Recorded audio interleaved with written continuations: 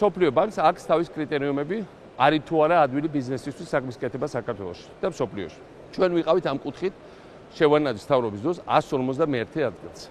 გატარებული რეფორმების შედეგად გასულ წელს ჩვენ ვიყავით უკვე მე-16 ადგილს. საქართველოს იმ რეიტინგით, რომელიც ცხადდება დღეს, არის მე-9 ადგილზე. ვიღაცა იტყვის, რომ სააკაშვილის მთავრობა ატყუებდა მსოფლიოს და მოატყუა და ჩაგვჭერეს ამ სიაში და სინამდვილეში ეს ყველაფერია ტყუილი. რუსეთს ჩვენზე 1000-ჯერ მეტი ფული აქვს და ვერ მოხვედრილა პირველ რამდენიმე ათეულში, მიუხედავად მთელი მსვლელობებისა და მთელი თავის პროპაგანდისტურ მანქანისა. ეს არის რეალობა.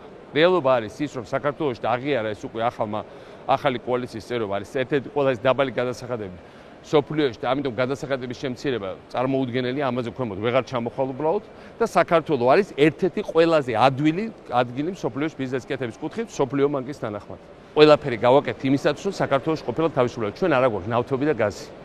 ჩვენი ერთადერთი რესურსი არის მეტი ინვესტიციები, ბიზნეს გამარტივება, კორუფციის ასეთი დაბალი დონის შენარჩუნება როგორც გვაქვს, პრაქტიკულად კორუფციის არ ქონა, პრაქტიკულად დანაშაულის ძალიან დაბალი დონის შენარჩუნება და თუ ამ ყველაფერს შევინარჩუნებთ, საქართველოს აქვს შანსი, რომ გააგრძელოს პროგრესი. არ ვიცით მე-9 ადგილზე მაღლა ავალთ თუ არა, ისედაც უმაღლესი ლიგის ყველაზე მაღალ მწვერვალზე ვართ, მაგრამ ბევრი სხვა მიმართულებით ჩვენ შეგვედება გავაგზავნოთ და მივახციოთ შედგენილ წარმატებებს და მე ვისურვებდი, რომ საქართველოს გააგრძელოს წარმატებიანი აღშენებლობა. მე ვისურვებდი, რომ საპარლამენტო ოპოზიცია იქ მთავრობას უნდა დაეთანხმოს და მე იმედოვნებ, რომ ეს დადებითი ტენდენცია, რომელიც საოცრებაა მაგრამ მე-9 ადგილზე ყოფნა, ბიზნეს თავისუფლების თვალსაზრისით და სიადვილის თვალსაზრისით, ეს არის წარმოუდგენელი სასწაული. და მე ვისურვებდი, რომ ეს ყველაფერი შევინარჩუნოთ და არაფერი არ დაინგრას.